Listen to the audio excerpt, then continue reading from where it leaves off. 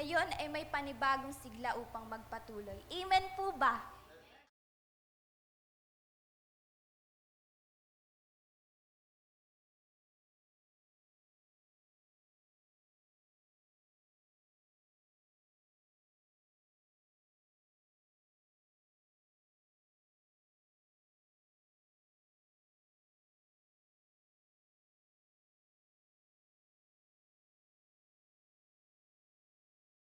Handa na po ba ulit tayong magpuri at awitan siya ng may buong kagalakan sa ating mga puso?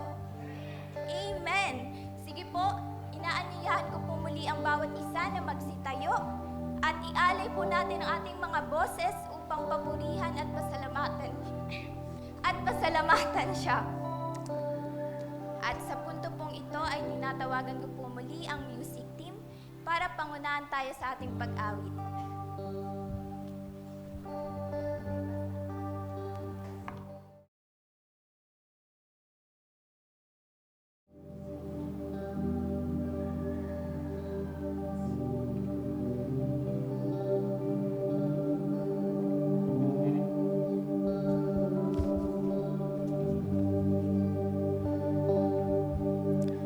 Let's take a moment to reflect on God's greatness. Habang tayo ay umaawit, ipahayag natin ang kanyang kabutihan at katapatan sa ating buhay. Sambahin natin siya ng may pusong punong-puno ng paghanga at kilalanin ang kanyang kapangyarihan sa lahat ng bagay. Gaya nga po ng sinasabi sa Psalms 96:4, "For great is the Lord and most worthy of praise. He is to be feared above all gods." Kaya't awitin natin ng may kagalakan, how great is our God.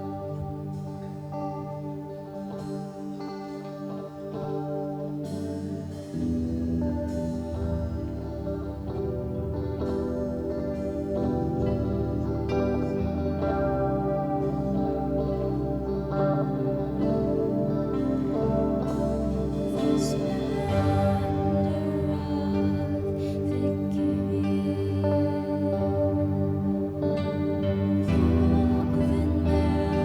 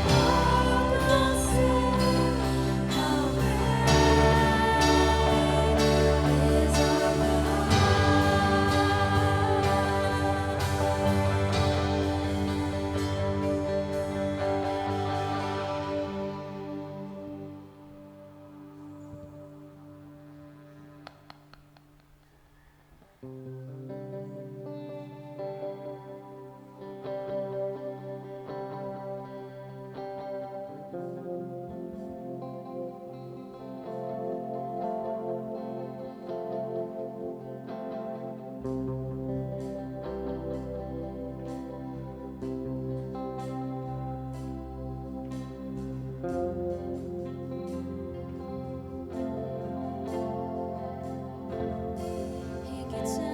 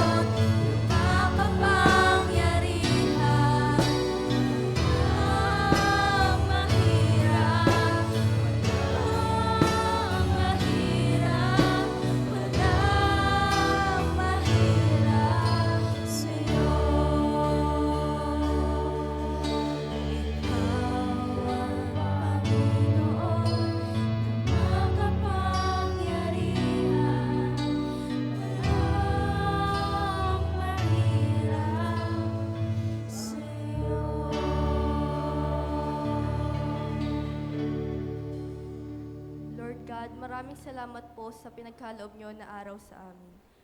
Pagkakataon upang ikaw po muli ay aming masamba at masalamatan, mapapurihan at mapangigitnaan sa pamamagitan ng pag-awit. Tunay nga po na walang mahirap at imposible pagdating sa inyo.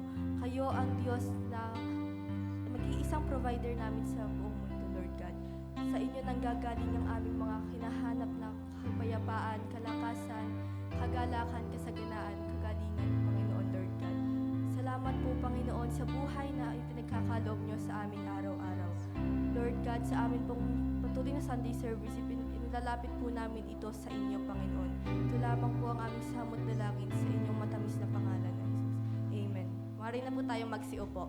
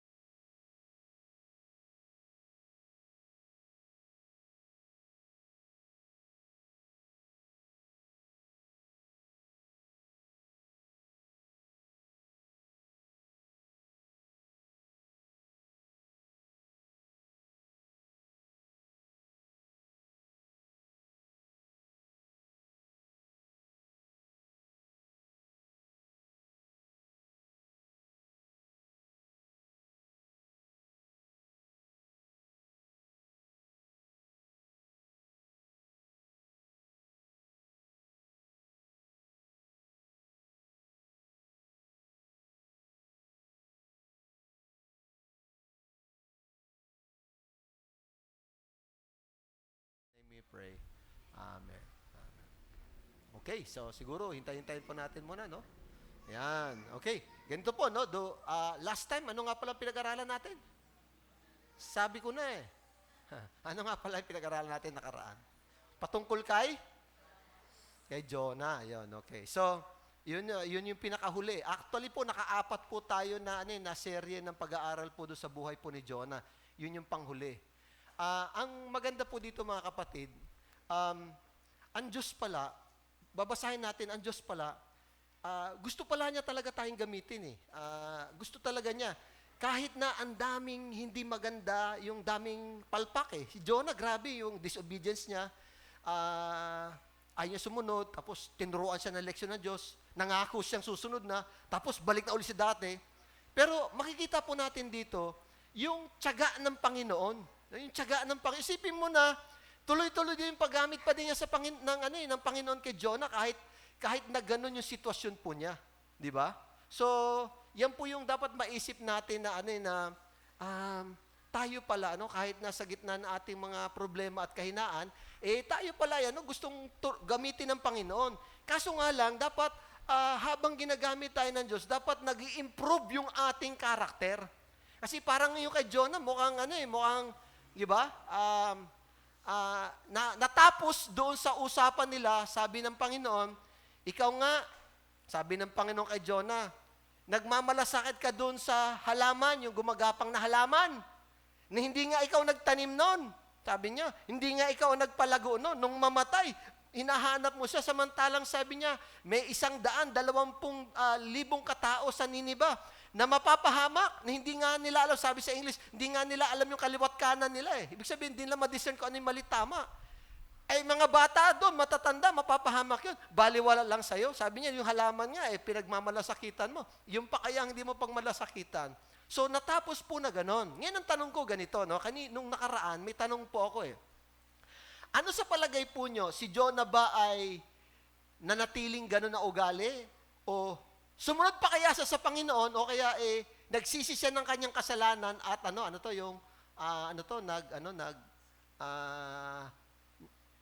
nag-ayos na, nagtino na siya. Sige, Panginoon, sige, pasensya na kayo. O sige nga, tanong ko sa inyo, ano sa palagay ninyo? Kasi it's an open-ended book. Walang closure yung libro. Doon po siya na para mag-iisip tayo, ano kaya nangyari doon sa yun? Diba, no? So, alam niyo po, ang Diyos talagang gusto talaga tayong gamitin. O sabi mo sa katabi mo, alam mo, gusto ka gamitin ng Diyos eh. Gusto ka naman talaga gamitin. Yun nga lang, sabi ng Panginoon, huwag mo gayahin si Jonah. Pero isipin mo ang tiyaga ng Panginoon kay Jonah, talagang, iba no, yung siguro kaya siya pinakain doon sa pinakain siya sa malaking isda, asar na ang Diyos sa kanya. Talagang sabi niya, di ko alam kung gagawin sa iyo. Oh, ay mo talaga sumunod, layo-layo mo na. So talagang kumbaga, binalik talaga siya doon, no? Iba? Gusto talaga siya ng Diyos, yung ilapit talagang ayusin Aso matigas talaga ulo niya, nalaban talaga siya no? Iba? Pinipilit niya, gusto niya na, hindi, gusto ko, parusahan yung mga yan. Walang karapatan mabuhay yung mga yan. Isipin mo ganun, no, yung kanyang attitude. So ngayon ang tanong, sa palagi mo kaya bumalik si Jonah o nanatili na siya hanggang sa namatay, ganun na siya. Diba, no? Ngayon pong umaga, kung ganun na nga si Jonah ay ginagamit ng Diyos, paano pa kaya kapag inayos natin at nagsumunod talaga tayo ng lubusan? Ngayon pong umaga, ang pag-aaralan natin, yung tao na gustong gamitin ng Diyos. Actually, si Jonah, gusto rin naman ng Diyos, kaso nga lang medyo may attitude problem siya, no? Ngayon, ano ba yung ugali na gusto ng Panginoon makita sa atin para mas maganda yung gamit niya sa atin? Yan yung ating pag-aaralan po ngayon. Yung picture pong yan po yung larawan kasi nung panahon ay winarningan ng Diyos ang Israel, sabi ng Panginoon. Kapag kayo ay sumuway, at hindi kayo lubos na sumunod. Sabi ng Panginoon, itatapon ko kayo dun sa malayong lugar at doon ko kayo parurusahan. Yung gagamitin ko mga tao, kasi masama sila, di sila sumusunod, mas masama pa sa inyo. Malupit kayo. Yung pagdadalhan ko sa inyong lugar ay mas malupit pa sa inyo. Wawasakin ko yung lugar nyo, yung Israel, sabi niya, yung Jerusalem, wawasakin ko yan. Kaya ganyan na itsura. Susunugin ko yung lugar ninyo at wala akong ititira, sabi niya. Lahat ng mga Hudyo, lahat ng mga taong matitigas sa ulo, isasama ko doon at parurusahan ko sila. Sabi ng Diyos, gusto niya ng Diyos-Diyosan, dadaling ko kayo sa Babylonia. Doon, magsaasawa kayo sa Diyos. Iba't ibang klaseng Diyos-Diyosan, sabi niya, doon nyo. Yun ang pinipilit nila Matigas sa ulo nyo. Pakikita ko sa inyo doon kung gaano katigas ang ulo ng mga taga-Babylonia. Grabe, talagang grabe, no? Grabe. So, ang Israel, sa palagay nyo nangyari, hindi siya sumunod. Parang tayo rin naman Parang tayo, no? We ignore God. Ano yung pangalaw? We ignore? We ignore disaster and then we ignore other people. Di ba? Pinagsasabihan sila ng Diyos, nagpadala ang Diyos sa mga propeta, pinapatay nila, pinupugutan nila ng ulo. Sipin mo yun, grabe, no? Sabi niya, wala na ako magagawa sa inyo.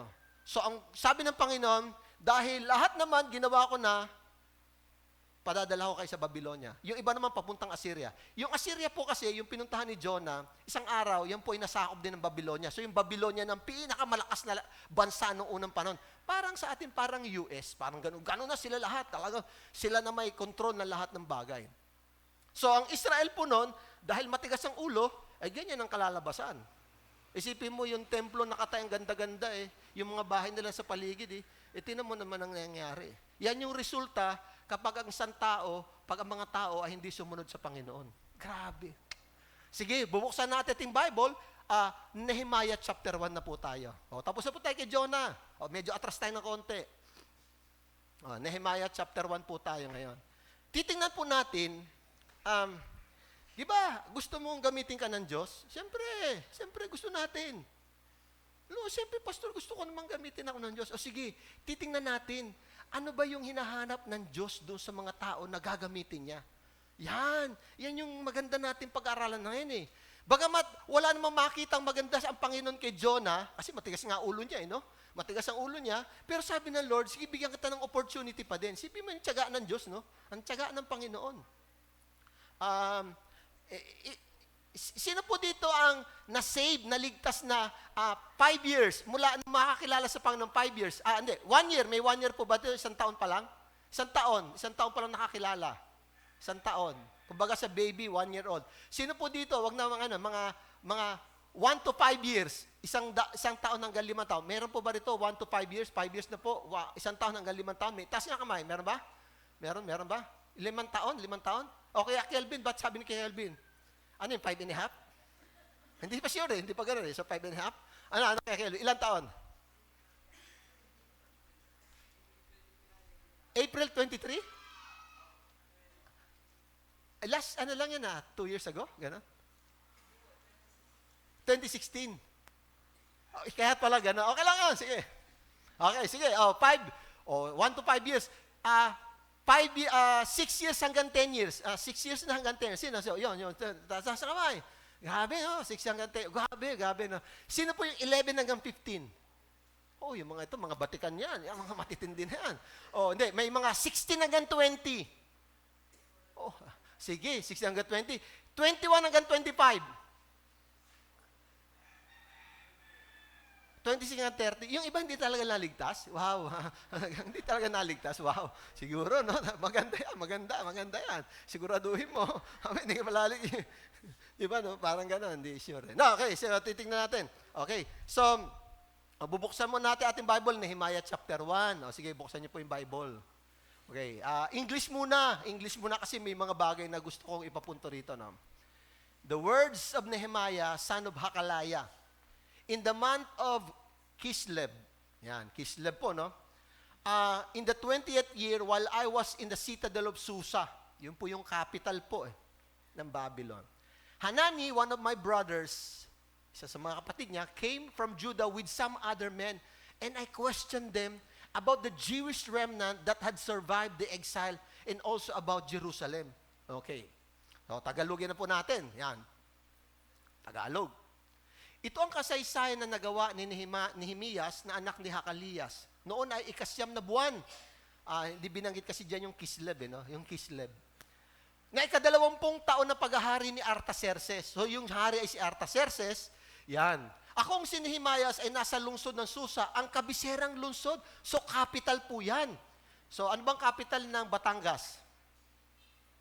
Tipas. Okay. Nang dumating ang kapatid kong si Hanani, yun yung pangalan po, si Hanani, kasama ang isang pangkat ng mga lalaki mula sa Huda, kinamusta ko sila tungkol sa Jerusalem at sa mga Hudyong nagbalik sa Huda mula sa pagkabiyak sa Babylonia.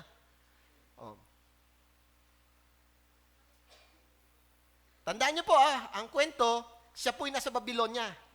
Kinakamusta po niya yung mga Hudyo na napunta po sa umuwi sa Jerusalem, sa Israel. Tandaan nyo, so magkalayo sila. Yung nakita nyo yung lugar, yun yung itsura ng Israel. Sumagot sila, kawawa sila roon. Hinahamak at nilalait ng mga dayuhang nakatira malapit doon. Parang mga Pilipino. Sinabi nila, wasak ang pader ng Jerusalem at ang mga pintuan ng lungsod ay hindi na pa nagagawa mula pa ng sunugin iyon. Sinunog talaga, dinurog Kasi tigas ng ulo nila, no? 4, nang marinig ko ito, naupo ako at nagpaiyak. Ilang araw ako nagdalamhati at nag-ayuno. Nanalangin ako ng ganito sa Diyos ng kalangitan. O Yahweh, Diyos ng kalangitan, kayo'y dakila at nanginginig kami sa takot sa iyong presensya. Matapat ninyong tinutupad ang iyong tipan at wagas na pag-ibig sa mga nagmamahal sa inyo at tumutupad sa inyong mga utos. Pagmasdan ninyo ako at pakinggan ang aking panalangin. Nananalangin ako sa inyo araw at gabi para sa bayang Israel na inyong lingkod. Inamin ko pong nagkasala kami sa inyo at ang aking mga ninuno. Sabi po niya, no? Napakabigat ng aming kasalanan sa inyo, hindi namin sinunod ang iyong katutusan. Tingnan niyo mga kapatid, Maniwala kayo mga kapatid, sundin natin sinasabi ng Diyos. Nilabag namin ang mga tuntuning ibinigay niyo sa amin sa pamagitan ng iyong lingkod na si Moses. Sinabi niyo kay Moses, kung kayo mga Israelita ay tatalikod sa akin, ikakalat ko kayo sa iba't ibang bansa. Subalit kung manunumbalik kayo, tutupad sa aking mga utos, mapapadpad man kayo sa pinakamalayong lugar, titipunin ko kayong muli sa lupaing aking pinili upang sambahin ako roon. Sila ang inyong mga lingkod at ang inyong bayan na tinubos sa pamagitan ng dakilang kapangyarihan at lakas. O Panginoon, pakinggan ninyo ang panalangin ko at ng iba pang lingkod ninyo na nagnanais maparangal sa inyo. Pagtagumpayin po ninyo ako ngayon at loobin po ninyong kahabagan ako ng hari. Nang panahong yon, ako ang namamahala sa mga inumin ng hari. Sa English po yan, tinawag po siya, ang trabaho po niya ay cupbearer. Siya po ay mayordomo. Yan, ganito po, no? Nagpe-pray po si Nehemias. Si Nehemias po, so siya po, no? Okay. Now, tingnan po natin yung ilang bagay po dito na patungkol po niya, no? Yung salitang Nehemiah, yung pangalang Nehemiah, the Lord has comforted ang ibig sabihin niyan. Inaliw ako ng Panginoon. Maganda kasi kaaliwan talaga, no? Now, nagsimula po ito mga kapatid, nung panahon po nung paghahari ni Artaxerxes. Yan. Mamaya titingnan po natin yung timeline po ng Artaxerxes po niyan, no? Ito po kasi ang problema. Bago pa si Nehemiah, may ilang pangkat na po na bumalik sa Jerusalem at ninais po nilang itayo muli ang Israel. Kaso hindi sila nagtagumpay. Hindi naging maayos eh. Alam mo yung mga, siyempre, may mga nagnanais na bumalik, kaso ang problema, hindi nila naayos ang Israel ng panahon yun, no? Yung Kislev po kanina na buwan, yan po ay sa Hebrew calendar po yan eh. It is between November and December. So, November tsaka December po yun. Hindi eksakto kasi siyempre, old calendar po yan eh. No? So, Kislev po, yan po yung between November and December. Now, makita po natin, ganito po ang sistema. Ito po ang sistema, no? Papakita ko sa inyo.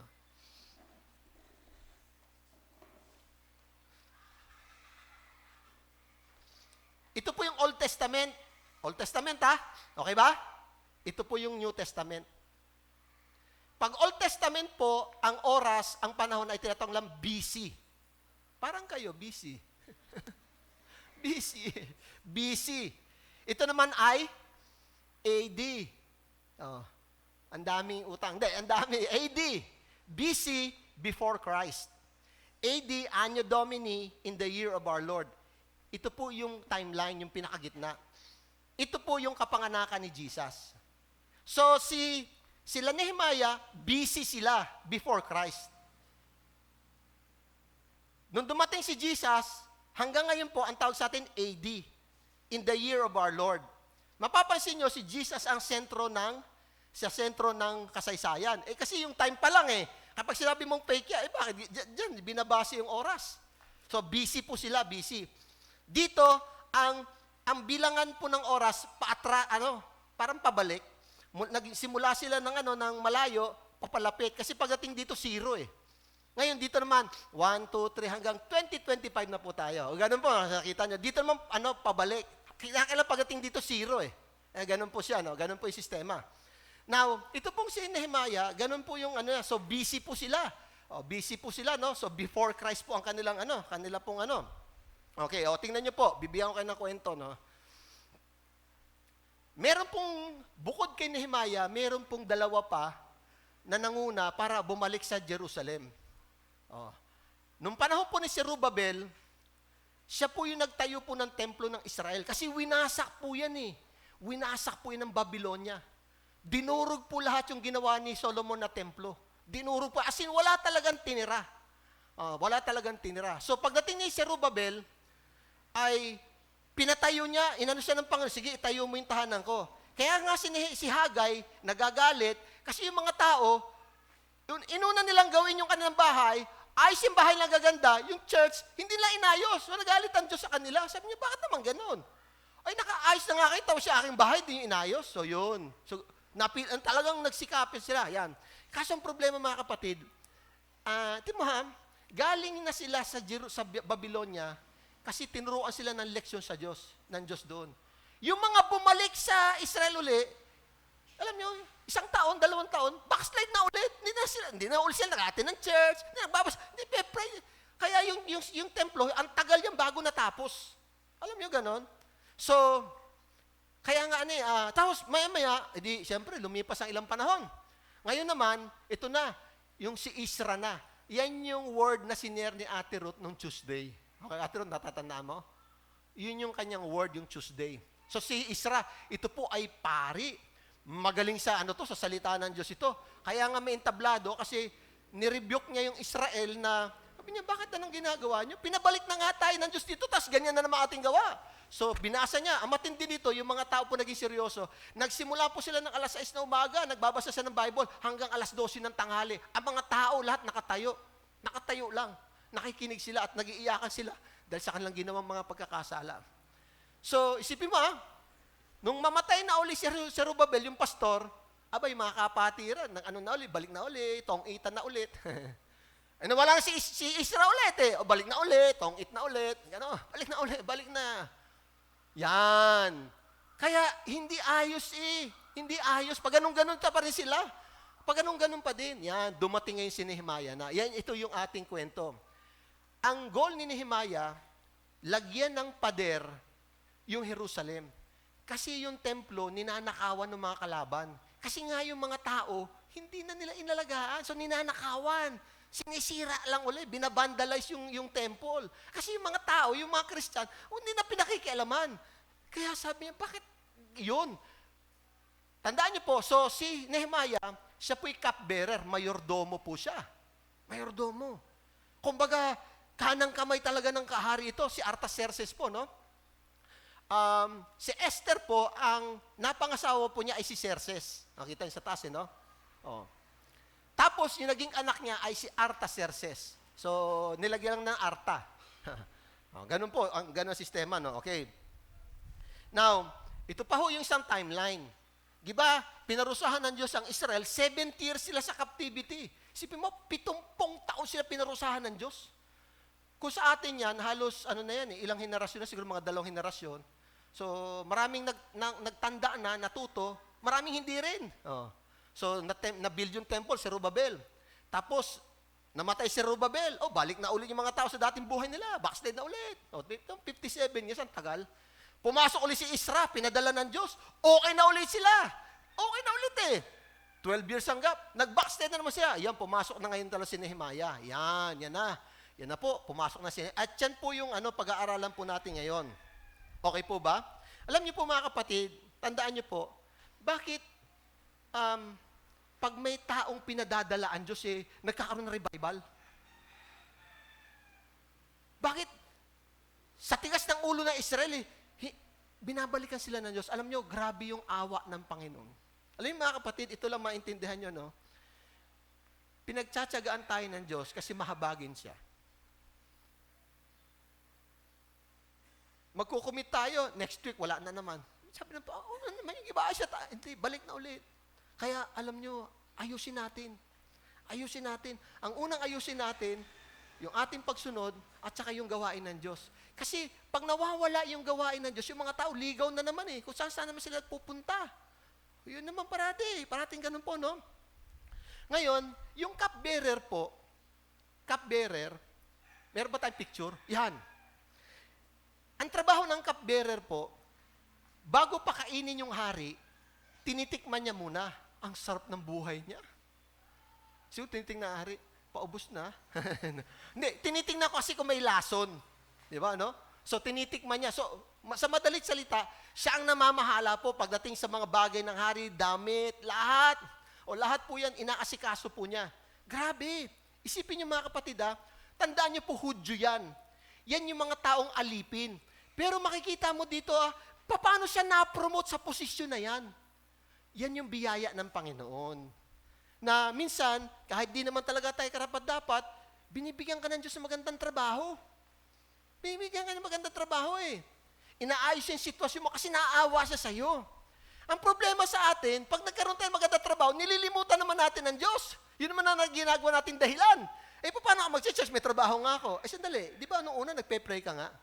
Oo nga, pero ngayon dahil busy na ako. Siguro maganda, tanggalin na lang kita sa... Hindi. Si Nehemiah, ang ganda ng posisyon niya. Mahirap po makapasok sa ganyan. Kasi unang-una, ito mga unbeliever to, mga pagano yan Pagtitiwalaan ba nila isang Hudyo lang na ipopromote? Yan yung biyaya ng Diyos, di ba? Kaya kapag ikaw ay pinas ng Diyos, biyaya yan. Dapat mas lalo kang magsigasig. Di ba? So, ngayong umaga, titingnan natin sino ba yung mga taong ginagamit ng Diyos para magdala ng revival? Si si Jonah sana eh, kaso hindi maayos yung kanyang ugali eh. So, kinalimutan siya ng Diyos. O, pwedeng kung siya nagsisi, naman bali. Titingnan natin ngayong umaga, mga kapatid, paano ba ang gawain ng Diyos nagpapatuloy? O, diba? Yan ang no? Paano po yan? Yan po ngayong umaga, ang ating pag-aaralan, the person God uses. Ang taong ginagamit ng Panginoon. Titingnan natin na sa buhay ni Nehemiah, paano po ang isang tao ay gagamitin ng Diyos? At matutuwa ang Diyos na gamitin siya. Tingnan po natin. Number 1, tingnan niyo po, ang unang hinahanap ng Diyos sa tao para gamitin kanya ay yung malasakit sa ibang tao. Concern for people. Alam niyo, yun yung tingnan natin.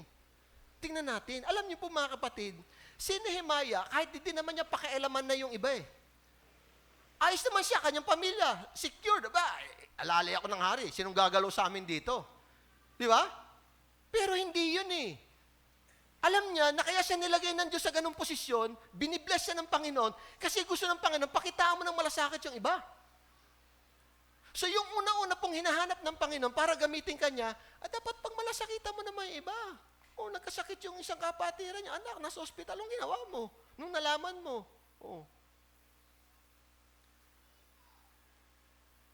Narinig natin may nangyari, hindi automatic po yan. Pag ikaw ay may malasakit sa tao, dapat nga, magkukusa ka na, gawa natin ang paraan yan. Huwag na natin hintayin yung magkaroon ng announcement. Di ba? So, tingnan natin, si Nehemiah ba, may ganyan po ba siyang ugali? Tingnan natin, Ito ang kasaysayan na nagawa ni Nehemiah na anak ni Hakalias. Noong ika-9 na buwan, na ika-20 taon na paghahari ng Artaxerxes, akong si Nehemiah ay sa lungsod ng Susa at kabisera ng lungsod. Nang dumating ang kapatid kong si Hanani, kasama ng ilang pangkat ng mga laki mula sa Huda, kinamusta ko yung aking anak. Okay ba? May ba siya? Yung naka-Nike ba yun? Hindi naman yung anak niya ang kinamusta eh. Kinamusta ko sila tungkol sa Jerusalem at sa mga Hudyong nagbalik mula sa Babylonia. Ayos na siya eh. Ano bang pakialam ko? Problema na nila yan. Backslider sila eh. Bahala siya sa buhay nila. Hindi po ganon. Sabi nung kapatid niya, Kuya, kawawa sila roon. Pero mo yung mga dayuhan na nakatira doon eh, hinahamak sila, nilalait. Inaapi tayo doon, sabi niya, no? Sinabi na, wasak pa yung pader. Yung church doon, ninanakawan lang na pinapasok kasi yung mga tao doon, yung mga kasama natin sa church, wala na, pinabayaan na. Wala na nga nagmamalasakit doon sa mga yan eh. Sabi niya, yung pader doon ng Jerusalem, yung pintuan ng lusod, hindi nagawa. Sinunog yun hanggang ngayon. Hindi nga man lang nila ginawa ng paraan. Nang marinig ko ito, napaupo ako at napaiyak. Ilang araw akong nagdalamhati at nag-ayuno. Isipin mo yung mga kapatid. Nung makita niya yung sitwasyon ng Israel at yung mga kababayan niya, grabe.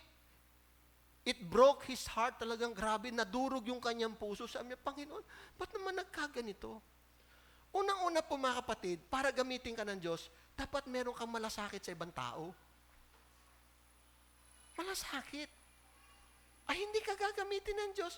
Ito na nga eh. Si Jonah nga, wala nga malasakit eh. Pilit na ginagamit ng Panginoon. Mas lalo siguro kung meron siyang maayos na ugali. Di ba? Tingnan niyo pa rin dito mga kapatid. Nung marinig niya yung sitwasyon ng Israel, tangan niyo mga kababayan, yung gawain ng Diyos, sabi niya, grabe, sa sobrang napaupo daw siya at napaiyak. At siya'y nagluksa, nagdalamhati ako. Sabi niya, hindi ko matanggap yung nangyari niyan. Sabi niya, ito na nga. Kaya tayo dito na nga sa Babylonia, tayo lumayo sa Diyos. Tapos yung nadong, binigyan na ng ganun pa din ang trabaho. Ano pa naman yan? Sabi niya, ang matindi doon, inaapi sila. Hinihiya sila. Alam niyo, minsan pinapaybayaan ng Diyos na mapahiya din tayo eh. Kasi para makita natin, mo, nagtatawanan ka na unbeliever, pinagtatawanan ka eh. Sinong di ba? Yan eh. Kasi nga hindi maayos yung testimony po nila. Grabe, yung mga naiwan sa Jerusalem, sabi sa Biblia po, sa English po, they were in great distress and great reproach. Grabe yung distress nila, tsaka yung kahihiyaan na inabot, reproach, kahihiyaan. Grabe, hinahamak sila ng mga tao. Sila po ay inaapi, pinagtatawanan po sila. Alam mo sinasabi, kala ko ba may Diyos ka? Ba't ganyan na sitwasyon ninyo? Wala sila magawa eh. Alam mo bakit? Kasi nga lumayo sila sa Panginoon, di sila marunong sumunod. So, Nehemiah was expressing his deep concern for the welfare of the people of God. Grabe po yung malasakit niya. Hindi po pwede na magkaganito ang Israel. Ito'y anak mo po, Panginoon eh. O, di ba? Kaya ang sabi doon, umiyak po siya, siya'y nagdalamhati, talagang siya po'y nagluksa. At mahigit sa lahat po, nagpray po siya. Alam niyo mga kapatid, ang unang-unang hinahanap ng Diyos para gamitin ka ay yung malasakit sa ibang tao.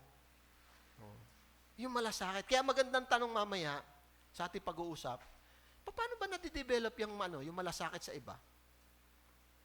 Bakit yung iba talagang bakit parang ako baliwala lang, problema na nila. Maraming ganyan eh. Maraming ganyan. Oh. So, hindi lang niya iniintindi yung sitwasyon po niya. Pero iniintindi niya ngayon yung kapakanan ng kanyang mga kababayan at ng bansa nilang Israel. Ito po mga kapatid, pakita ko sa inyo. Ako po personally nalulungkot ngayon dahil sa mga nangyayari po sa ating bansa. Ang mas nakalulungkot po sa akin, marami po akong Christian, nakikita ko, nagpo-post ng kung ano-ano pa. Huwag na ho kayong makisawsaw dyan. Huwag na ho kayong mag-post. Buti sana, yung post, repost lang naman eh. Galing din lang naman sa iba. Hindi nyo ba alam na isang araw, John Consulta, narinig ba niya? Hinuli sa Cebu. Babae. Nilagay pa naman yung mukha ng presidente. Naglagay ng go-coat. Ay, hindi naman siya nagsabi noon. Ay, hinuli ng NBI. Iiyak-iyak sa sorry. Tinanong, kumikita. Ilang sentimo kada isang salita. Sabi ko, mera, pinagpalit mo ngayon. Huwag na po kayong makisawsaw dyan. Maniwala ho kayo. Huwag na kayong mag-post. Una, hindi yan ang paraan para makatulong kayo. Kung gusto nyo talaga makatulong sa ating bansa, alam niyo mga kapatid, mag-pray ka at mag-ayuno. Pinapipray natin, revival lang. Iba yun man. May nakikita ko, sabi ko, ito mga taong ito, isipin mo may doon, rally. Hindi naman Pilipino nagrarally, mga taga-Serbia, may flag, hindi pa inedit yung flag. Ay, pangasabi daw mga Pilipino daw sa itong bansang, sabi ko, hindi pa kitang-kita na ibang bansa naman. Sabi ko, alam nyo, tapos ang ginagawa ng bang Christian, kukopyan, ipinopost din. Siya, masa-cyber libel ka pa dyan. Katulad nung nangyari doon. Huwag na po kayong mag-post at huwag na po kayong makisawsaw dyan. Maniwala po kayo sa akin. Kung gusto nyo talaga magkaroon ng pagbabago ang ating bansa, ito ang sundin ninyo, yung pinagagawa ni Nehemiah. Gusto nyo talaga, mag-pray ka. Evangelize. Disciple others and be discipled as well. Yun yung paraan ng Diyos. Hindi po yan. Hindi ho naman talaga nakakatulong eh. Kaya sabi ko, bakit ka ay talaga sabi ko, ano ba ito? Mga pasaway. Huwag natin hindi po yan. Hindi po yan. Ako po, hindi po ako nag-accept ng friends, may magre-request. Hindi ko po style yan. Sabi ng isa, may nagsasabi sa akin, Pastor, 3 years na, hindi mo na-accept yung friends ko. Ganun ba? Sabi ko, ganun ba? Pero hindi ko masabing hindi. Pero, ganun ba? Hindi sabi ko, na-message naman kita, ayos na yan, sabi ko. Nagkausap naman tayo. Sabi, pasasakitin ko pa yung ulo ko. Kung gusto talaga nating magmalasakit sa ating bansa, sa ibang tao, ito pong sundin natin. Dapat ganito yung ating puso. We don't sow hatred. Nagtatanim ka ng galit lalo eh. Di ba? Hindi po yan yung paraan ng Panginoon. Ang gulo na nga eh, dadagdagan mo pa. Repost. Puro fake news naman po yan eh. Di ba? Totoo? Fake news po yan. Maniwala po kayo. Fake news po yan. Ang dami ho dyan. Hindi mo madidetermine, kaya kung hindi mo rin madidetermine, tigilan na natin. Huwag yan. Hindi po yan ang paraan ng Panginoon. So, ang unang paraan para gamitin ka ng Diyos, una, ito ang i-develop mo, concern for other people. Meron kang puso para sa ibang tao. Ito po yun.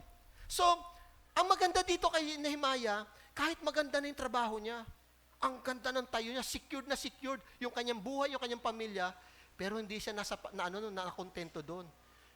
Iniisip niya yung kanyang mga kababayan, yung Israel at yung gawain ng Panginoon doon sa Israel. Yan ang kailangan ng Panginoon. Hindi yung magaling sa FB, magaling mag-post. Hindi po yan. Ang kailangan po, tao na may malasakit po sa ibang tao. Diba? So, ito po, sinabi po ng Biblia, grabe po, no? Grabe po yung ginawa ni Nehemiah. Sabi po niya, no? Hindi lang meron siyang malasakit sa ibang tao. Alam niyo po, yung pangalawa po na hinahanap ng Diyos para gamitin kanya. Una, concern for people. Alam niyo yung pangalawa? Passion for prayer. Kaya yung pinopost po nyo, dalhin nyo sa panalangin na lang yan. Iyan ang pinakamas maganda.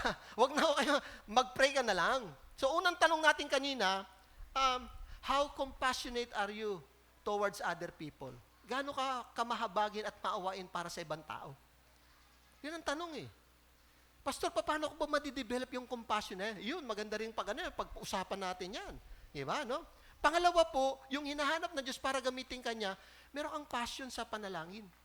Ako personally po, sinasabi ko palagi sa Panginoon, Lord, kulang pa din yung aking prayer life eh. Harang hina-hina. Panginoon, palakasin nyo. Nakikita ko kulang pa din eh. Parang kulang eh. Parang nahihinaan pa din ako. Nahihinaan po. Totoo lang po mga kapatid. Ano sabi po ni Nehemiah? When I heard these things, I sat down and wept. Naupo siya at napaiyak. For some days, I mourned and fasted. Tama? May fasting.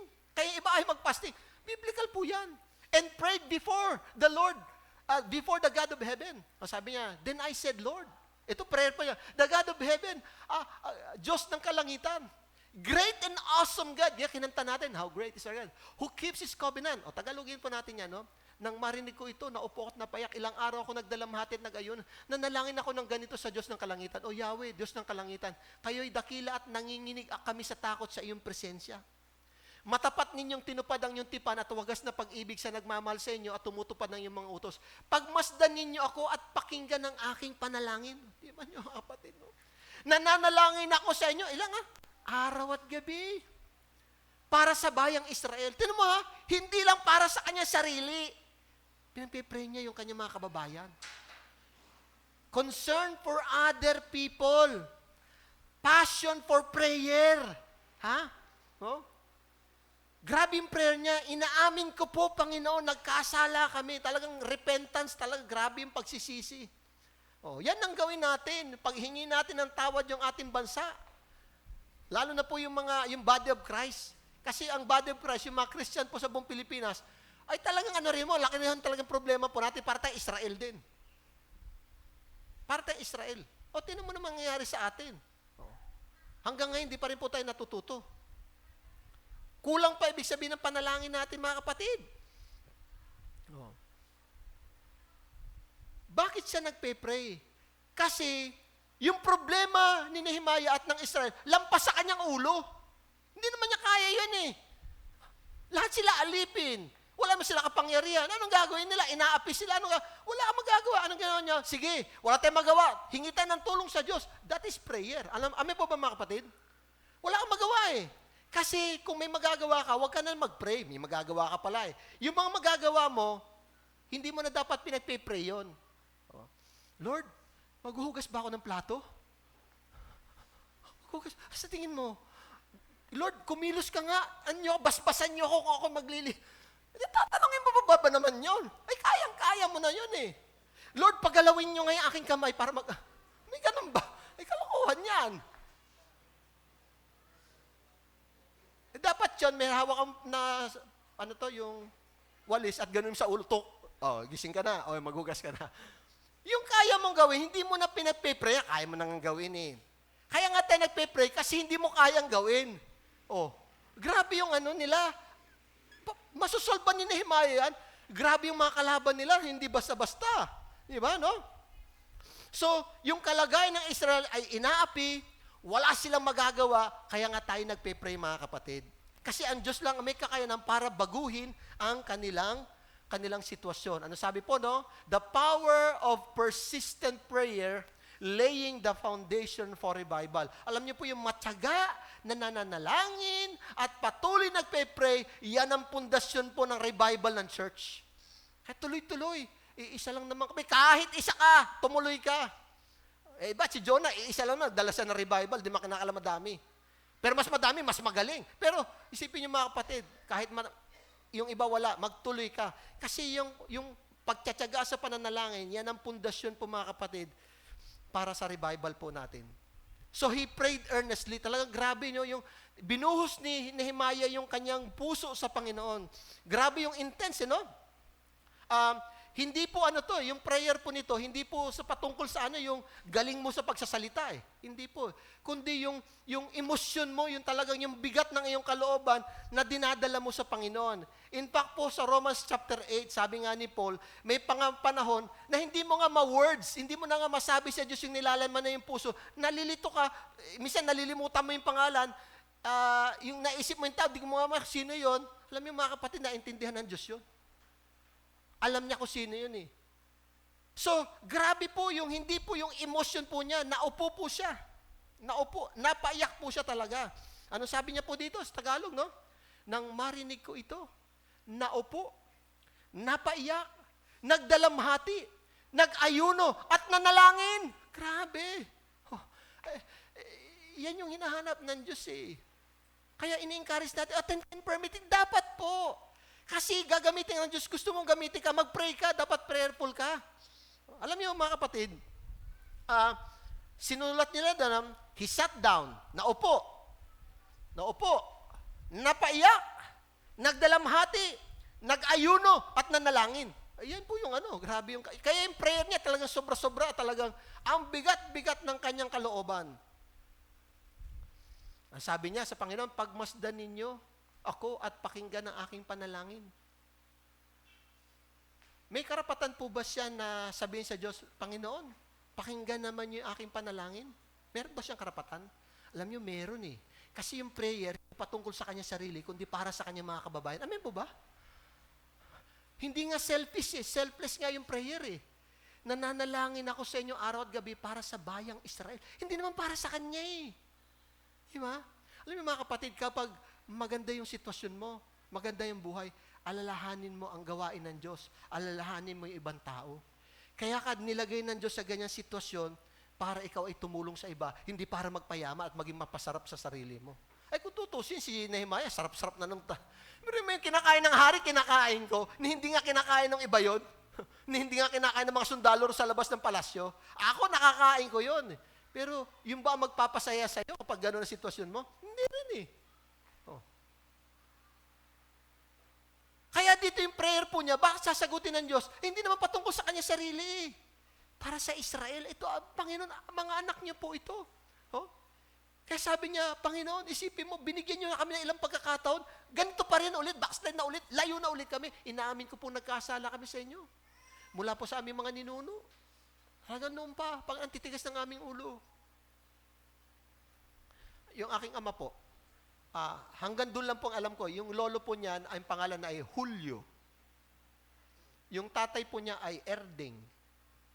Tapos siya po, sa aking papa ay Jose. Ako ay Jose Jr. Tapos si Brent. Medyo naging high-tech na yung pangalan. Medyo high-tech na. Pero Brent, kung ipinanganak sa kalendaryo din kita kukunin. Yung Joel po, nung ipangalanan ako ng aking ama na Jose, galit na galit yung aking ina. Sabi niya, bakit pinangalan ba? Galit na galit. Kaya sabi niya, gawin mo Joel na lang. Medyo latest daw ng konti. Pero Jose pa din. 5 henerasyon po mga kapatid. Isipin mo yung tiyaga ng Diyos. Ang tiyaga ng Diyos. Hindi ko nakilala yung iba pang mga lumipas sa kanila. Yun na nga lang ko Hindi ko nga nakita na yung isa, yung Julio. Hindi ko na nakita. Great grandfather na nila. Hindi ko na nakita yun Narinig ko lang yung kwento Yun po yung hinihingi ng tawad ni Nehemiah, yung aming mga ninuno. Di ba kayo mapapansin nyo mga kapatid? Sa Biblia, may genealogy. Napapansin nyo yung mga lista ng pangalan? Alam mo bakit? Kasi bawat taong yung may mga ginawang pagkakamali, inihingi nila ng tawad kaya nililista nila. Panginoon, ito si Lolo po. Ganon. Kaya nililista po nila yung pangalan. Sila magaling mga Hudyo sa ganyan Di ba? Kaya mga Bible may genealogy, parating ganyan po noon. Nehemiah was a man of constant prayer. Talagang constant, persistent po yung kanyang pananalangin. Nagtsatsaga siya. Bakit? Araw at gabi. Araw at gabi. Araw at gabi po siya mga kapatid na pe-pray. Yan.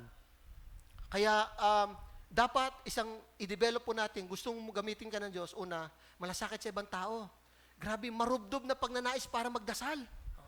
Alam niyo po ba mga kapatid, sa Book of Nehemiah, may 10 panalangin po na inilista po siya, na ginagawa po ni Nehemiah. Hindi ko lang alam, tinignan ko, parang nailista ko yata, no? Yan! Lahat po yan, basahin niyo, puro panalangin po yan. Ibig sabihin, yung libro po ni Nehemiah, di ba, binilang-bilang natin yung kay Jonah. Kay Jonah, puro sa kanya sarili, di ba? Yung 1 to 3 verses, para puro lahat sa kanya eh. Ito naman, libro, puro panalangin. Nilista po, 10 panalangin, inilista po niya. Ibig sabihin, itong si Nehemiah, bagamat may kinukwento siya, di niya maalis sa kanyang buhay, ilista niya yung panalangin. Amen po ba? Kasi yun ang hinahanap ng Diyos, yung mga tao nagpe-pray. Nagpe-pray po, talagang matyagang nagpe-pray. Later on natin pag-aaralan po, magandang pag-aaral po yan.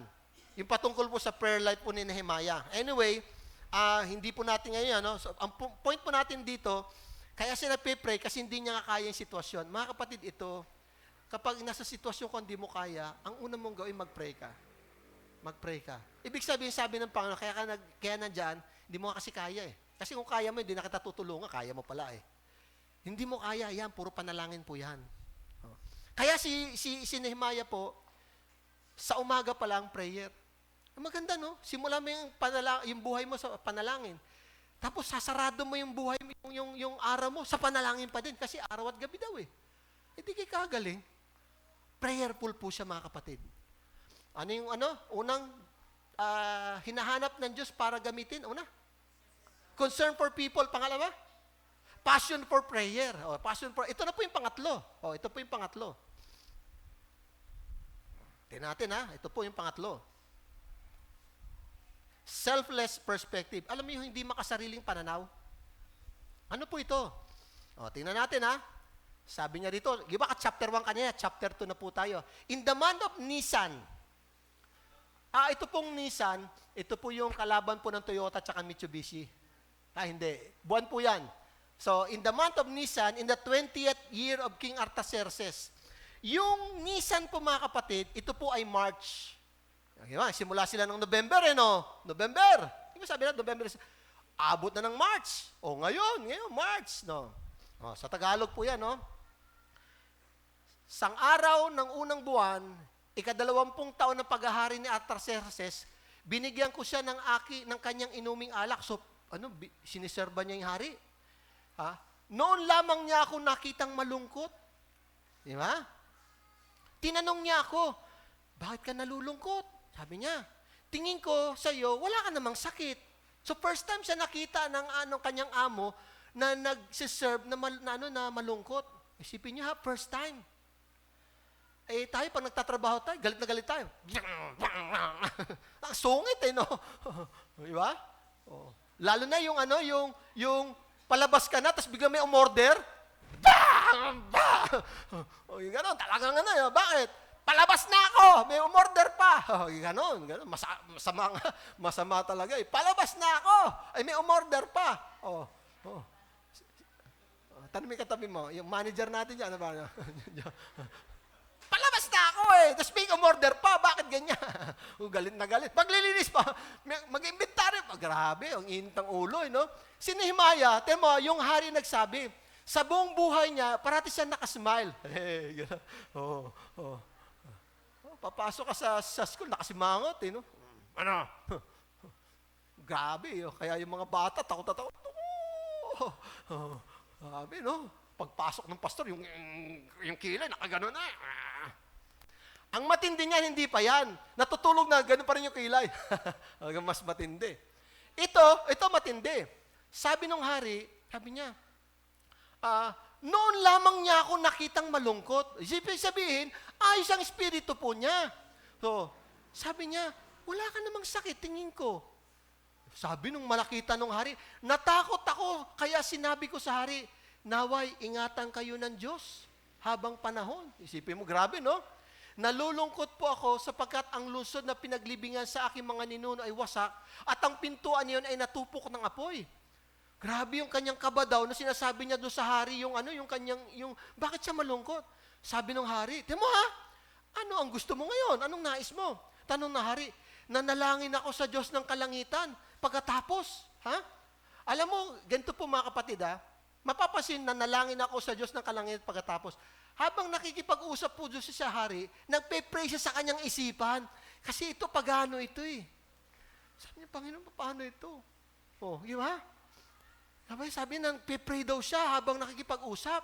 Sinabi ko sa hari, pagkatapos niya mag-pray, "Kung pahihintulutan po ninyo ako, kamahalan, nais ko pong umuwi sa Huda upang itayo muli ang lungsod na pinaglilibingan sa aking mga ninuno." Tingnan nyo habang nag-uusap siya, mga kapatid, ganyan yung pray without ceasing.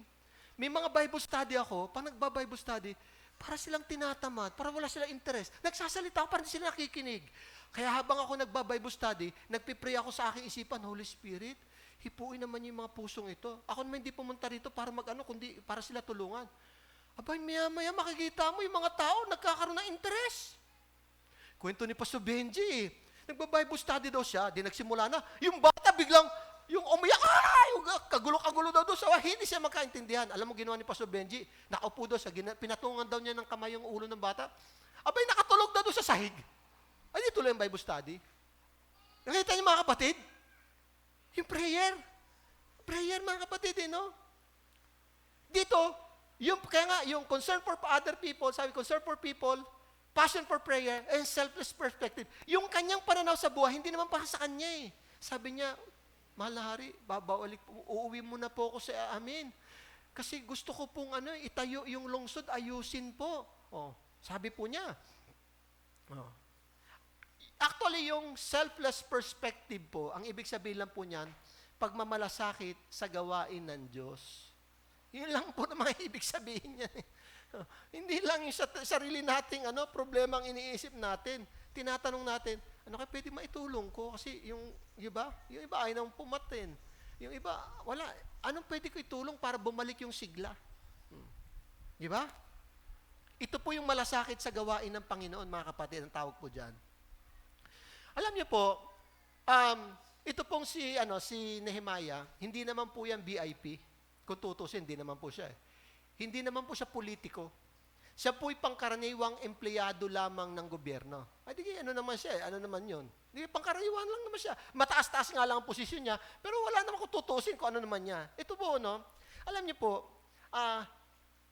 hindi naman yung kinakailangan mag-resign sa inyong trabaho eh, para gamitin ng Diyos. Hindi naman yung kailangan eh.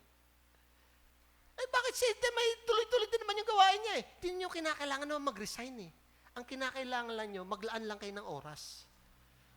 I-balance lang yung oras nyo. Ang nangyayari kasi sa atin, inubos na natin ang ating buhay dyan. Kaya ka nga niya binigyan ng ganyang blessing para masupport mo yung gawain ng Panginoon. Isipin mo ha, sa palagay mo, magkakaroon siya ng impluwensya kung hindi siya malapit sa hari. Inilagay talaga siya ng Diyos doon para matulungan niya Israel. Mga kapatid, hindi ba nakikita? Kaya ka binibigyan ng Diyos ng trabaho na ganyang posisyon para gamitin mo sa Panginoon. Amen po ba? Yun yung purpose. Ano nangyari sa atin? No? Gagamitin natin dahil para hindi tayo makano sa Panginoon. Mali. Si Nehemiah, ginagamit niya yung kanyang impluensya, hindi naman para sa kanya sarili, para tulungan ng Israel. Oh, iba napakaganda pong gandang attitude po niyan. Oh, tingnan niyo po mga kapatid. Kaya nga ang tanong po diyan, asaan po ang Diyos at ang gawain ng Diyos sa ating plano? Nasaan po? Yun ang tanong eh. Di ba? So, meron pong tatlong bagay na hinahanap ang Diyos para gamitin kanya. Una, yung concern for people. Ano yung pangalawa? Passion for prayer and selfless perspective. Ibig sabihin, concern for God's work. Alam niyo po mga kapatid, ito pag nagkaroon ka ng malasakit sa gawain ng Diyos, ito ang ihanda mo. Opposition against God's work. Yan ang problema. Oh. Pag ikaw ay nagmalasakit na sa gawain niyo, maniwala ka, ang dami mong kalaban. Ang dami mong kalaban. Oh. Siyempre, gusto mo maglingkod eh. Gusto ni Nehemiah itayo ang Jerusalem. Tulungan yung mga kababayan niya. Ay tingnan niyo po. Tingnan niyo po ha. Verse 10, 2:10. When Sanballat, grabing pangalan Sanballat. Siguro skincare to. The Horonite, and Tobiah the Ammonite official heard about this, they were very much disturbed that someone had come to promote the welfare of Israel. Diba, no? Sabi po nila, ito pong mga taong ito, sabi niya, no? May Tagalog ba ako? Titingnan ko. Meron. Okay. Ito yung Tagalog, no? Nang malaman ni Sanballat, na Horonita, at ni Tobias, na opisyal ng Amonita, na may dumating upang itaguyod ang kapakanan ng mga Israelita, sila'y lubos na nagalit. Isipin mo na, itatayo mo yung gawain ng Diyos may nagagalit? Aba, meron. Sino po nagagalit? Si Satanas. At gagamit siya ng tao. Itong Amonita po mga kapatid, yung Amonita, yan yung anak ni Lot sa kanyang anak na babae. Nandaan niyo yan, ha? Yan ikamag-anak din naman ng Israel yan pero dahil masama sila, kinakalaban lang Israel. So, narinig nila, merong malakas ang loob pupunta rito. Itatayo daw yung gawain ng Diyos. Sino yan? Nagalit sila. Sabi na, okay. Verse 17, kinausap ngayon ni Nehemiah yung mga natitira. So, pumunta na siya mula sa Susa, pumunta siya ng Juda ngayon. Verse 17, kinausap. Pagkatapos sinabi ko sa kanya, kinakausap niya yung mga tao doon. Nakikita ninyo ang kalunos-lunos na kalagayan ng ating bayan. Wasak ang Jerusalem at sunog ang mga pintuan nito. Itayo natin muli ang pader ng lusod upang mahango tayo sa kahiyan. At sinabi ko sa kanila kung paano ako pinagpala ng Diyos at kung anong sinabi sa akin ng hari. Tama ha? Kung paano ako binless. Isishare ko sa inyo. Kung paano ako may impluwensya sa akin. Tutulong yan. Sabi niya, kung gayon, simulan na natin ang pagtatayo. Ang sagot nila, kaya't naghanda nga sila upang simulan ang gawain. So, ni-encourage niya yung mga tao doon. Hindi, huwag kayong mag-alala. Hinipo ng Diyos yung puso ni Artaxerxes. Tutulong siya. Kasi ang ginawa po ni Artaxerxes, sabi niya, sige, may mga troso sa kagubatan. Pagmamayari ng palasyo yan, pabibigyan kita. Bibigyan kita ng pera. Bibigyan kita ng pagkain. Alam mo, pinadalan pa siya ng mga sundalo. Para yung kanyang biyahe mula sa Babylonia papuntang Juda po ay maging ligtas. Isipin mo yung biyayang yun. Kaya sabi niya, huwag kayong matakot. Tutulungan tayo ng Panginoon. Dahil yung Panginoon nagsalita doon sa hari. At hinipo ng hari ang kanyang puso. Ginamit niya ako bilang instrumento. Wow! Mga kapatid, gamitin mo yung posisyon mo para mabless yung ibang tao. Amen po ba? Hindi lang yung ating sarili. Okay, tanong natin. Ngunit nang malaman ito na nga, ni Sanballat, na Horonita, at Tobias na isang opisyal na Amonita, maging si Geshem na taga-Arabia. Itong Arabia, medyo common na to, Arabia, no? Pinagtawanan nila kami at hinawak at sinabi, anong ginagawa ninyong yan? Pinagtatawanan. Naghihimaksik ba kayo laban sa hari? Sinagot ko sila, pagtatagumpayin kami ng Diyos ng kalangitan, kami na kanyang mga lingkod ay magsisimula na magtayo. Ngunit kayo'y walang bahagi, karapatan o alaala mala sa Jerusalem. Grabe! Hindi pa sila nagsisimula, mga kapatid, may oposisyon na agad. Alam nyo, ganito yan Pag ikaw nag-decide, susunod po ako sa Panginoon, ihanda mo na yung sarili mo. Gera po yan. Maniwala ka. Kaya ang buhay Kristiyano, it is not just a walk of God. It is a warfare against Satan. Ito po'y gera po ito. Alam niyo yung pagsunod sa Diyos, gera yan. Marami kang makakalaban. Okay, ang tanong ko, sino ang pinakamatindi nating kalaban sa pagsunod natin sa Diyos? Sino yung pinakamatindi nating kalaban sa pagsunod natin sa Diyos? Okay, Leo. Sino ang pinakamatindi? Huwag mo tuturo siya, ha? Ay, pinakamatindi. Huwag ka magtuturo, ha? Sige. Huwag ako. Ganun ka sa... Sige, ha? Trabaho. Okay. Okay, mamoy. Sino matinding makakalaban mo pag sumunod ka sa Diyos? Iyon. Kaya nga, pag gano'n kaya gano'n, no? Alam nyo, ang unang kalaban natin talaga natin, sarili. Number 1 po ito. Kaya unang ipagpipray natin, Lord, ayos naman lahat tama naman yung sinasabi. Tama naman yung sinasabi sa salita, ang hindi lang tama ako Hindi lang ayos yung spirito ko Ayaw ko lang talaga sumunod So, ang una talagang dapat lampasan natin yung ating sarili. Kaya nga nung si Jesus nagpe-pray, bago po siya ipako, kinabukas ipapako na yung huli siya, ipapako sa krus. Anong sabi ni Jesus doon sa mga disipulo? Sabi niya, kayo ay magmatsyag at manalangin.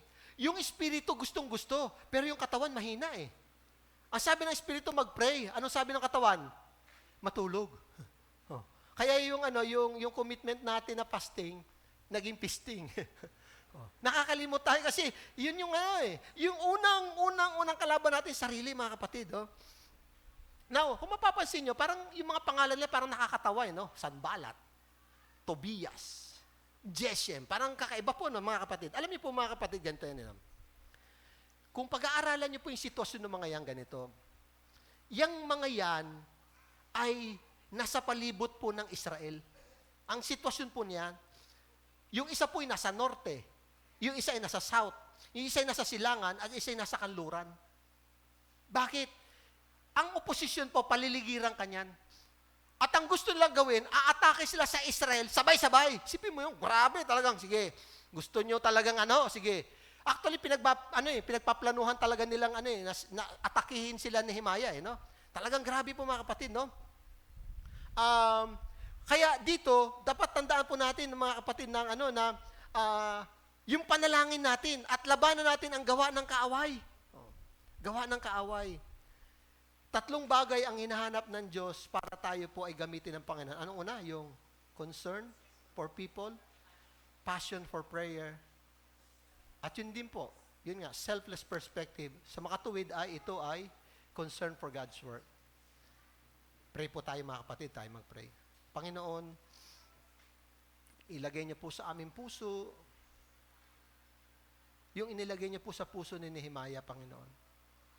Dito po, marami po talagang binless naman po niya. Ganda ng trabaho, ang ganda ng yung finances, oh God, Lord, ganda ng kalusugan. Siguro hindi naman kasing yan ba? Pero at least, Lord, hindi naman kami kasing kawawa ng katulad ng ibang tao.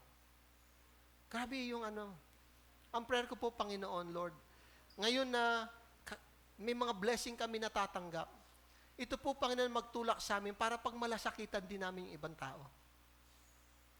Pag malasakitan namin aming bansa, Panginoon. Tapos, Lord, dahil di naman namin kaya itong gawain ito, bigyan nyo kami ng pagnanais na maging maalab sa pananalangin, Panginoon. Katulad ni Nehemiah, araw-gabi, Panginoon, pe-pray po siya, talagang lumuluhod siya sa inyo, nakikiusap, Panginoon, para sa revival ng Israel, Panginoon. At ang kanyang pananaw, hindi yung pangarap niya sa sarili niya, kundi yung pangarap niya para sa gawain ninyo, Panginoon. Nawa, Panginoon, ito ilagay niyo po sa aming puso at kung ano man yung oposisyon sa aming pagsunod sa inyo, kami po'y manindigan, Panginoon, dahil ito yung kalooban niyo para sa amin ang sumunod at gawin ang naisin ninyo, Panginoon. Thank you, Lord. In Jesus' name we pray. Amen. Palakpakan po natin, Panginoon. Good morning po.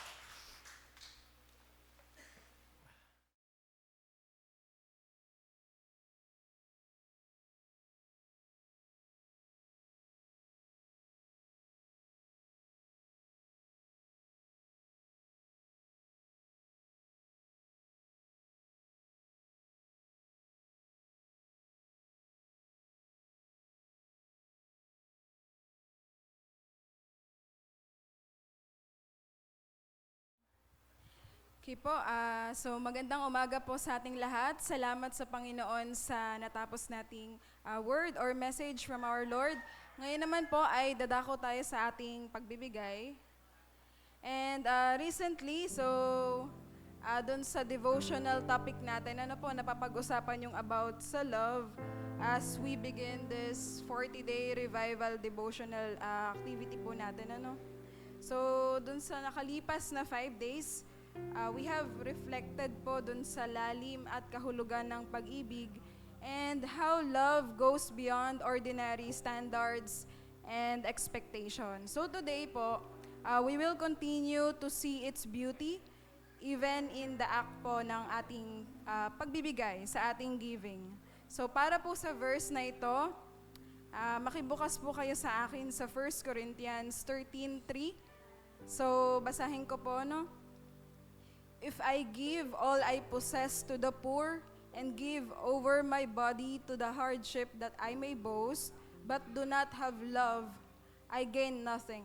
So sa Tagalog po, at kung ipamigay ko man ang lahat ng aking mga ari-arian at ialay ang aking katawan upang sunugin, ngunit wala akong pag-ibig, wala rin akong mapapala.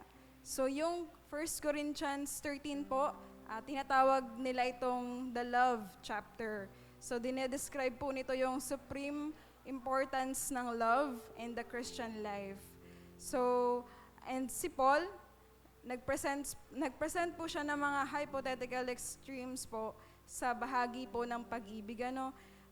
Kahit daw po ibigay natin or even we give everything to the poor, yung radical generosity, or mag-suffer tayo ng hardship, pero wala po doon ang ating puso, maging sa pagbibigay, kung wala po doon ang ating pag-ibig, and we have not shown any love, these acts are meaningless po in God's eyes.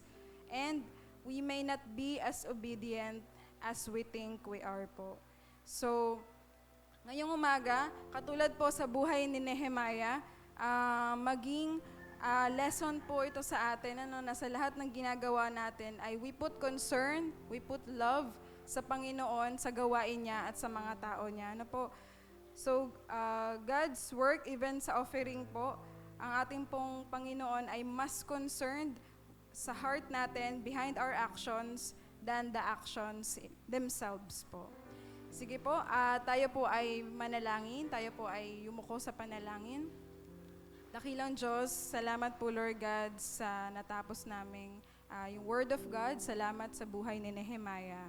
Katulad Lord God, Panginoon, ng mga napapag-aralan namin sa mga nakalipas na araw, Lord God, nang sinimulan namin ang 40-day revival. Tinuturo niyo, Lord God, kung paano kami mas magiging loving, Panginoon, mas magiging compassionate, Panginoon, mas magiging concerned towards your people, Lord God, towards you, Panginoon, and your works, Lord God. Even today, na kami po ay magkakaloob, wala kaming ibang dalangin, kundi magkaroon talaga ng pag-ibig, Panginoon, ang aming pagkakaloob sa bawat sentimo, Panginoon, na aming ihahatid sa inyo, Panginoon. Kinikilala namin, Lord, na ang lahat ng biyayang ito ay walang ibang pinagmulan, kundi tanging kayo, Panginoon. At ang meron kami, Panginoon, at ang bahaging ito ay pagbabalik lamang, Panginoon, ng mga pinagkaloob niyo sa amin. Tulungan niyo, Lord, nalagyan namin ng pag-ibig, Panginoon, itong aming pagbibigay sa inyo. At magpakita ito, Lord, ng totoong pagsunod namin sa inyo, pagmamahal namin sa inyong gawain, at pagmamahal namin, Panginoon, sa mga tao na maaaring maabot ng mga malilikom naming salapi, Panginoon. Salamat, Panginoon, sa napakagandang araw na ito, sa buhay ng bawat isa at sa biyaya na lagi naming natatanggap, Panginoon.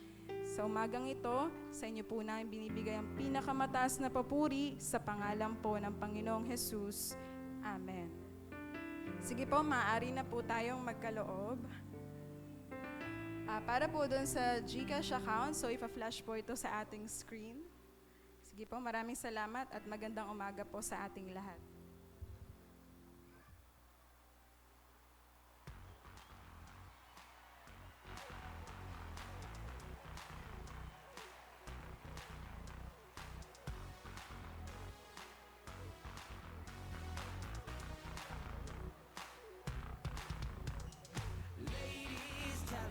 Did you bring your best praise?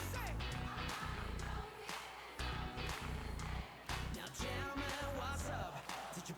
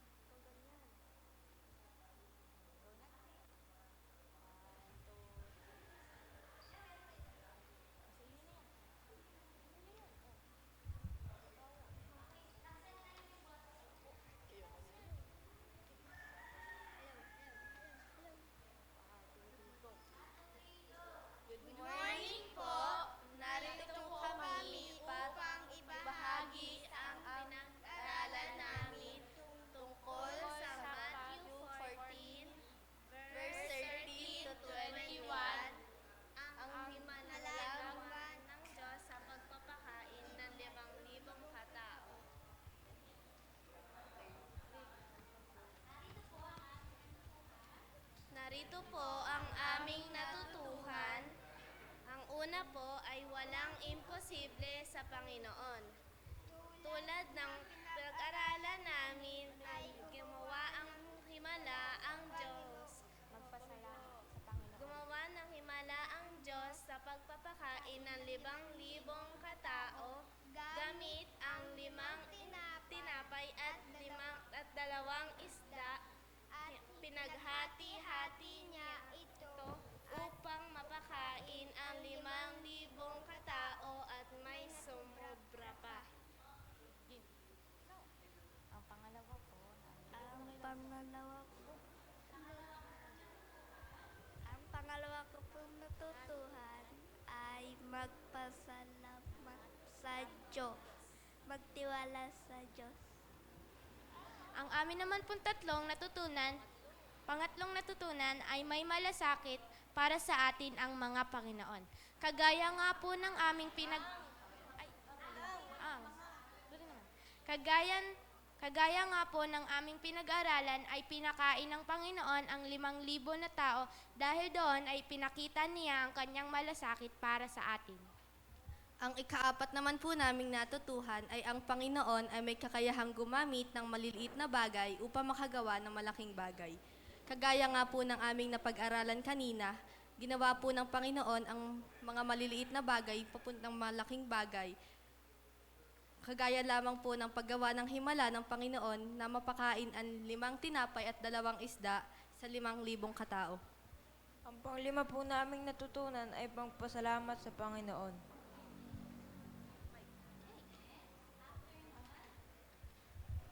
Ngayon naman po ay naglista kami ng maliliit na bagay na pwede naming gawin upang mapaglingkuran ang Diyos at ang ibang tao. Ang halimbawa po nito ay ang pagsaserve ng pagkain sa mga bata at ang pagpipray natin sa ating kapwa. Pagwawalis sa church, paghuhugas ng pinagkainan. Magpasalamat kapag binigyan ng pagkain. Magbigay kung anong meron ka. Pagkusa sa mga gawaing bahay, pagtulong sa magulang. Pagtulong sa kapwa, pag-uubos ng natirang pagkain. Pagbibigay ng walang hinihing kapalit at pagbibigay pag may sobrang pagkain. At para po sa aming last na, meron din po kaming special number. Ayan, gusto lang po namin kayong i-remind sa stanza pong aming kakantahin for this morning. Sige po, kantahin natin. 1, 2, 3, go! Walang imposible sa Diyos. Walang imposible sa Diyos. Ikaw ang Panginoon na makapangyarihan. Walang imposible. Walang imposible. Walang imposible sa'yo. Ano yung pinakalas na gusto nyo i-motivate sila? Ano yung dasalan? 1, 2, 3, go! Tandaan po natin na walang imposible sa Diyos.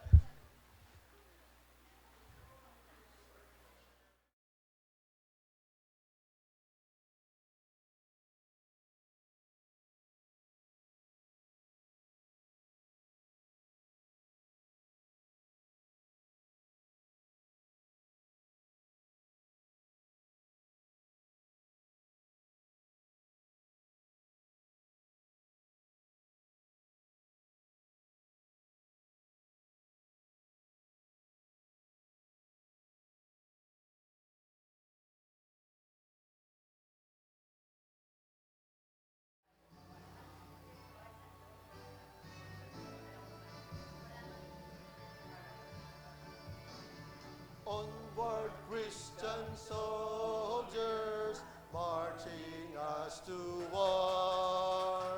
With the cross of Jesus going on before, Christ the royal master leads against the foe. Forward into battle, see his banner go. Onward, Christian soldiers, marching us to war. With the cross of Jesus going on before. At the sign of triumph, Satan hosts that flee. Oh, then Christian soldiers, on to victory. Hell's foundation quiver at the shout of praise. Brothers, lift your voices, loud your anthem raise. Onward, Christian soldiers, marching to war. With the cross of Jesus going on before. Like a mighty army moves the church of God. Brothers, we are treading where the saints have trod. We are not divided, all one body we, one in hope and doctrine, one in charity. Onward, Christian soldiers, marching to war. With the cross of Jesus going on before. Onward then, ye people, join our happy throng. Blend with us your voices in the triumph song. Glory, Lord, and honor unto Christ the King. This through countless ages, men and angels sing. Onward, Christian soldiers, marching to war. With the cross of Jesus going on before.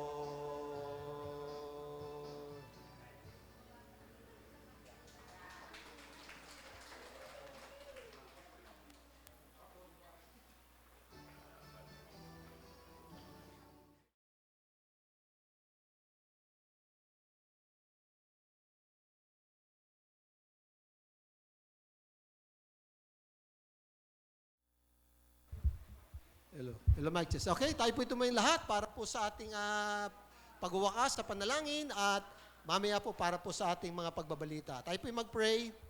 Nagpapasalamat po kami, Panginoon, sa iyong biyaya at sa inyong habag, Panginoon, na sa gitna, Panginoon, na aming mga pagkukulang at mga hindi pagsunod. Patuloy niyo, Panginoon, kumikilos kayo sa buhay namin upang kami, Panginoon, ay magamit, Panginoon, at maglingkod sa inyo, Lord. Ngayon pong umaga, amin pong itinataas, Lord, ang revival po namin, Panginoon, personally. Ang revival ng aming family, Lord. Ang revival, Panginoon, ng church at ang revival, Panginoon, ng aming bansa. Maawa kayo, Panginoon Diyos, gaya po ni Nehemiah, itindig niyo muli, Panginoon, ang inyong gawain, O Lord. Bigyan niyo po kami ng habag, Panginoon, ng malasakit, Panginoon, hindi lang, Panginoon, sa aming sarili, sa aming pamilya, kundi, Panginoon, para sa ibang tao. At sa umagang ito, hinihiling ko po, Panginoon, yung pagpapala sa bawat isa, yung may mga karamdaman, si Alden, Panginoon, na anak ni Sir Alan, we pray, Lord, for healing sa batang ito. We also pray, Lord, for Nanay Beth. Patuloy, Panginoon, pagalingin niyo siya, Panginoon, sa kanyang karamdaman din, Panginoon. Lord, yung iba, Panginoon, na may karamdaman, we pray for complete healing, Lord. Maging, Panginoon, ang gawa ng aming mga kamay, aming mga pangailangan, patuloy na ipagkaloob niyo po, Panginoon, at higit sa lahat, igawad po, Panginoon, niyo ang kapayapaan, ang pag-iingat, ang pagpapala sa bawat isa. Ito po aming dalangin sa pangalan ng Ama, ng Anak, at ng Santong Espiritu. Magsabi po tayo ng Amen. Amen. Palapan po natin, Panginoon. Maupo tayo at para po sa ilang pong mga pagbabalita.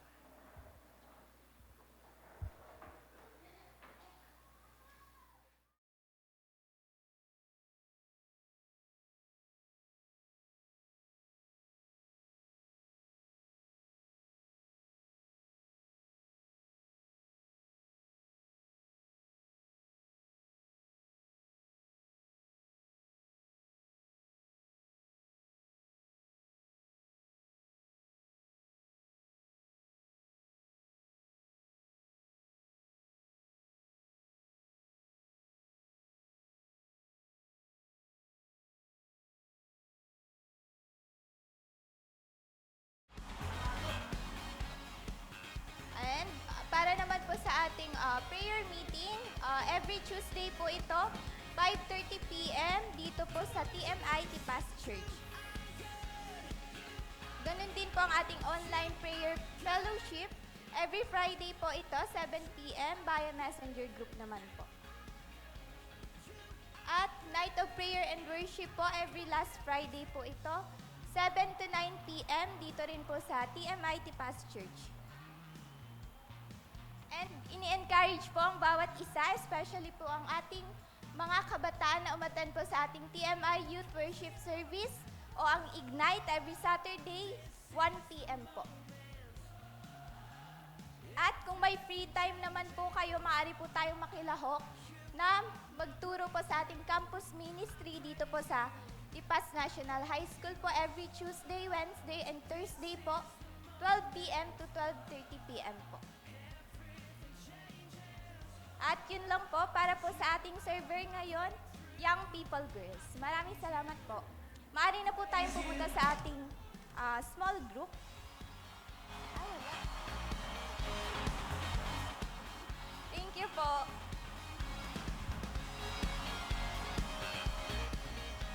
Okay, sige po. Sa small group na po tayo. Ang tanong po ay, paano mo ma-develop yung compassion para sa ibang tao, yung malasakit po sa ibang tao. Number 1 pong question po yun.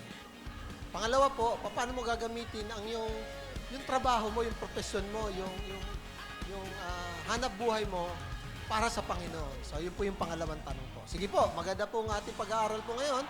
Pag-pray po natin na talagang ito po yung makatulong po sa atin. Sige po.